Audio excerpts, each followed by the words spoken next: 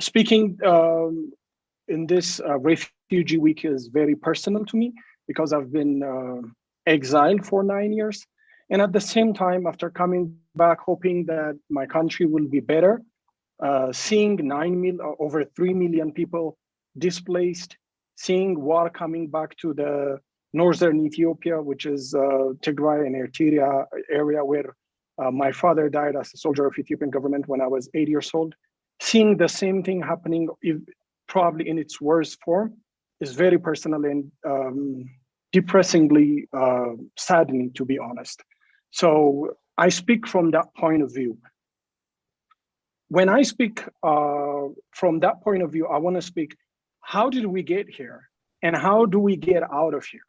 Because unless we come to the account of finding the true account on how we got here, just like we are here like the 1980s, 10 years down the road, or even a few years down the road, we might be seeing even a worse situation.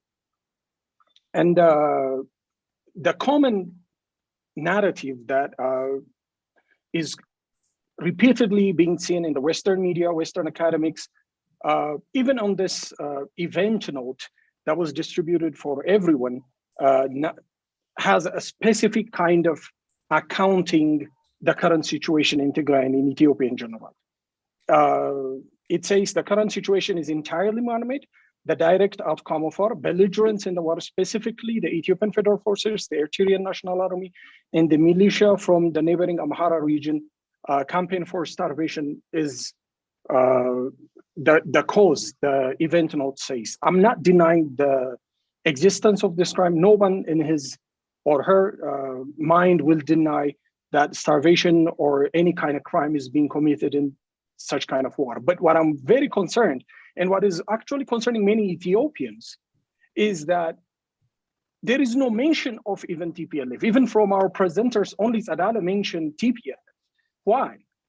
Because TPLF have been in force, in power, in that region and in Ethiopia entirely for over 35 years.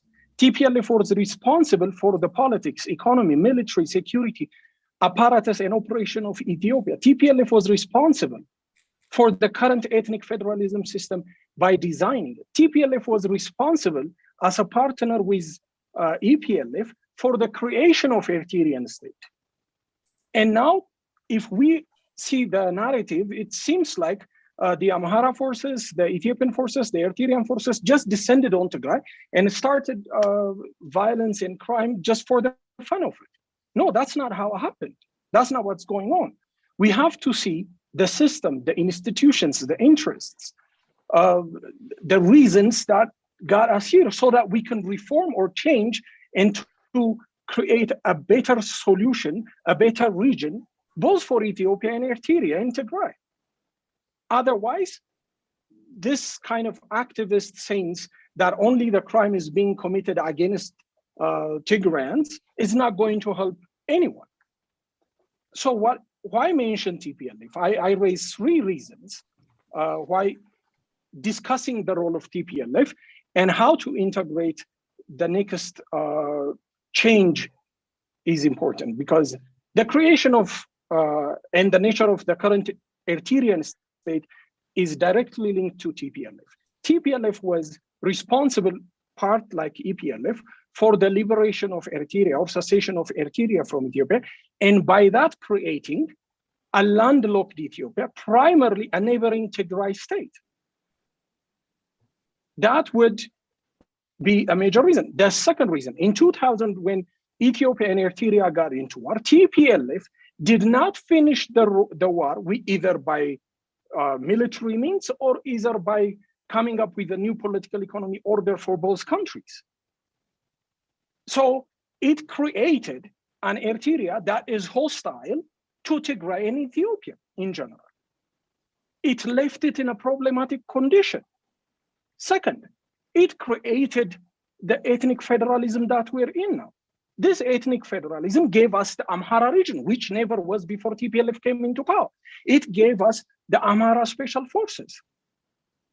So how are we going to ignore TPLF's role in creating the events that are currently abusing Tigrans and Ethiopians in every part. This is the two major roles of TPLF in creating the condition that made Tigray hell today.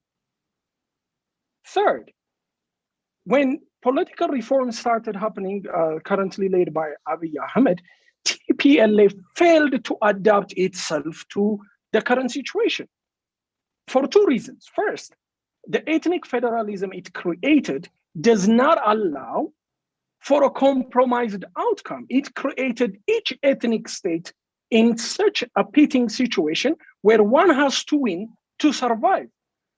TPLF's rule in Ethiopia has been, I have everything in economy, the military, the intelligence, but nobody has anything. And yet, the two major regions, Oromia and Amhara region, have been antagonized. This is in discourse, in education, in the laws, and at the same time, in the entire political economy structure.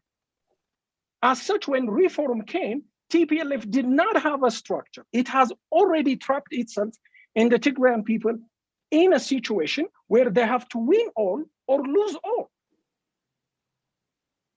This was the reason TPLF failed to adapt, even though repeated attempts were made by Prime Minister Abiy Ahmed. One of the things you can't blame him is he's been sending elders, he's been trying to negotiate.